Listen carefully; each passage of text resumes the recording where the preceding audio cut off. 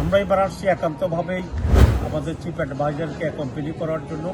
আর নিঃসন্দেহে এটা একটা ব্যতিক্রমধর্মী উদ্যোগ উনি নিয়েছেন যে মেজর পলিটিক্যাল স্টেজ যাদের আছে তাদের ওনার অ্যান্ট্রিজে আসছেন।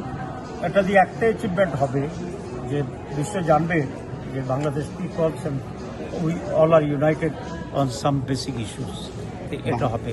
আর বাকি যে সমস্ত ইস্যুগুলো বাংলাদেশে এখনো আমাদের রাজনীতিতে কিছু দ্বিমত আছে এবং দাবি আছে, এগুলো আমি মনে করি এসব সমাধানের জন্য আমেরিকা আসার বা আমেরিকা এসে কথা বলার এটা কোনো খুবই গুরুত্ব আছে আমি মনে করি না। এবং আমি যে মনে করি যে বাংলাদেশের ইস্যু বাংলাদেশেই বসেই আমরা আলোচনা করব এবং এটা আমরা সমাধানের চেষ্টা করব। এটা তো অবশ্যই সফর কিন্তু যে কোনো সময় তবে যেহেতু আমরা একসাথে আসছি, ন্যাচারালি আমরা পলিটিক্যাল নেতৃবৃন্দ এখানে আসছি, আমাদের সাথে নানা বিষয়ে ডিসকাশন হবে, এটা আমরা আশা করি। সেখানে কি এই ইস্যুগুলোতে বরফ গলার সম্ভাবনা দেখছেন?